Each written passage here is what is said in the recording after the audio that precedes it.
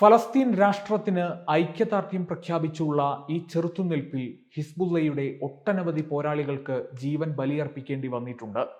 പാശ്ചാത്യർ തീവ്രവാദികളെന്ന് വിശേഷിപ്പിക്കുന്ന ഹിസ്ബുള്ളയുടെയും ഇറാൻ പിന്തുണയുള്ള പ്രതിരോധ ഗ്രൂപ്പുകളുടെയും വീരോചിതമായ ചെറുത്തുനിൽപ്പുകളെ ചരിത്രത്താളുകളിൽ തങ്കലിപികളാൽ നാളെ കുറിക്കപ്പെടും. ഫലസ്തീന് പിന്തുണയറിയിക്കുന്ന ആഗോള സമൂഹം ഇറാൻ പ്രോക്സികളുടെ ചെറുത്തുനിൽപ്പിനെ സസൂക്ഷ്മം നിരീക്ഷിച്ചു വരികയാണ്. ഇസ്രായേലിന്റെ കൊടും വംശഹത്യയോട് മനുഷ്യത്വ വിരുദ്ധമായ അനുഭാവം പ്രകടിപ്പിക്കുന്ന പാശ്ചാത്യർക്കും സയനിസ്റ്റുകൾക്കും അവർ അർഹിക്കുന്നതിലധികം പ്രഹരമേൽക്കണമെന്നത്, ശിക്ഷിക്കപ്പെടണമെന്നത് നീതിബോധമുള്ള മനുഷ്യന്റെ ഹൃദയവായ്പാണ്.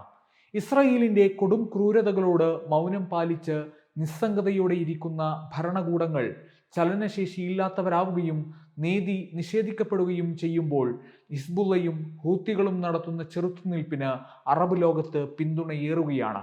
ഹിസ്ബുള്ളയുടെ എയർ ഡിഫൻസ് സംവിധാനം ദുർബലമാണെന്ന് വിധി എഴുതിയവർക്കിടയിലേക്ക് ഇതാ ഒരു വാർത്തയെത്തുന്നു. കഴിഞ്ഞ 24 മണിക്കൂറിനിടെ ഇസ്രായേലിന്റെ 2 യുദ്ധവിമാനങ്ങളുടെ ചിറകരിഞ്ഞിരിക്കുന്നു ഹിസ്ബുള്ള പോരാളികൾ. ഇസ്രായേലിന്റെ മനുഷ്യത്വ വിരുദ്ധ നിലപാടുകളെയും വംശീയാതിക്രമങ്ങളെയും തുടച്ചു നീക്കാൻ ഇറാൻ പ്രോക്സികൾ ഒന്നടങ്കം സുസജ്ജരായിരിക്കുന്നു. ഗസയിലെ ഫലസ്തീൻ ജനതയ്ക്കും അവരുടെ ചെറുത്തുനിൽപ്പിനും പിന്തുണയറിയിച്ച് ഇസ്രായേൽ സൈനിക സൈറ്റുകളെയും സേനകളെയും ലക്ഷ്യമിട്ട് ഹിസ്ബുള്ള നിരവധി പ്രതിരോധ പരിപാടികൾ പ്രഖ്യാപിച്ചിരിക്കുകയാണ്. ഹിസ്ബുള്ളയുടെ എയർ ഡിഫൻസ് യൂണിറ്റ് തെക്കൻ ലബനനിൽ ഇസ്രായേലി ഫൈറ്റർ ജെറ്റുകൾക്കെതിരെ വ്യോമ പ്രതിരോധ മിസൈലുകൾ വിക്ഷേപിച്ചുകൊണ്ട് ഇസ്രായേലിനെതിരെ പ്രത്യാക്രമണങ്ങൾക്ക് തുടക്കമിട്ടു. 24 മണിക്കൂറിനുള്ളിൽ ഇത്തരത്തിലുള്ള 2ാമത്തെ ഓപ്പറേഷനും ഹിസ്ബുള്ള പൂർത്തീകരിച്ചിരിക്കുകയാണ്. ലബനൻ വ്യോമാതിർത്തി ഇസ്രായേൽ ലംഘിച്ചതിന് മറുപടിയായാണ് സയനിസ്റ്റ് രാജ്യത്തിന്റെ 2 യുദ്ധവിമാനങ്ങളെയും ലക്ഷ്യം വെച്ചതെന്ന് ഹിസ്ബുള്ള വ്യക്തമാക്കി. അതിനിടെ ഇസ്രായേലിനെതിരെ വീരോചിതമായ തന്റെ കടമ നിർവഹിക്കുന്നതിനിടയിൽ രക്തസാക്ഷിയാകേണ്ടി വന്ന അബ്ദുള്ള മുഹമ്മദ് ഫക്കീഹ് അബസിന്റെ വീരമൃത്യു ആദരവോടെ ഹിസ്ബുള്ള പ്രഖ്യാപിച്ചു.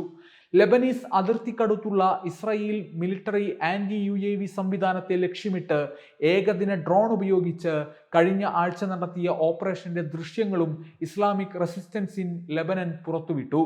ഇസ്രായേലിന്റെ ഹനിത സൈനിക സൈറ്റ് പീരങ്കി ഷെല്ലുകൾ ഉപയോഗിച്ച് ലക്ഷ്യമിടുന്നതായും ഹിസ്ബുള്ള പ്രഖ്യാപിച്ചിരുന്നു. ഇവിടെയും ലബനൻ സായുധ സംഘം നേരിട്ടുള്ള ആക്രമണങ്ങൾ നടത്തിയിരിക്കുകയാണ്. തെക്കൻ ഗ്രാമമായ കഫർ ഹമാമിൽ ഇസ്രായേൽ നടത്തിയ ആക്രമണത്തിന് മറുപടിയായി ഇസ്രായേലിന്റെ മെനാറ സെറ്റിൽമെന്റിൽ ഇസ്രായേലി അധിനിവേശ സൈനികർ തമ്പടിച്ചിരിക്കുന്ന കെട്ടിടം ലക്ഷ്യമാക്കി ആക്രമണം നടത്തിയതായും ഹിസ്ബുള്ള അറിയിച്ചു. ഓപ്പറേഷൻ വിജയകരമായിരുന്നുവെന്നും തങ്ങളുടെ ആയുധം കെട്ടിടത്തിൽ കൃത്യമായി പതിച്ചുവെന്നും ഹിസ്ബുള്ള അവകാശപ്പെടുന്നു.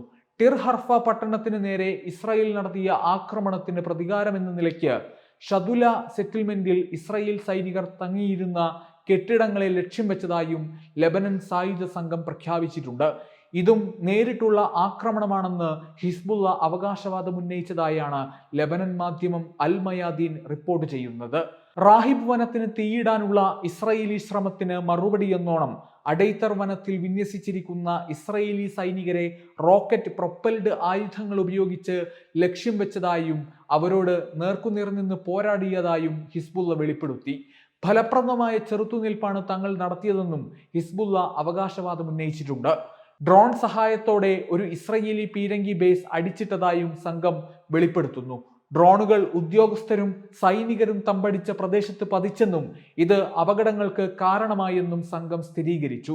റോക്കറ്റ് ആയുധങ്ങൾ ഉപയോഗിച്ച് ബാരം വനമേഖലയ്ക്ക് സമീപമുള്ള ഇസ്രായേൽ അധിനിവേശ സേനയുടെ വിന്യാസ സൈറ്റുകളും അധിനിവേശ കഫർ ചൗബ ഹിൽസിലെ റാംത സൈനിക താവളവും ലക്ഷ്യമിട്ടതായും ഹിസ്ബുള്ള അറിയിച്ചിട്ടുണ്ട്.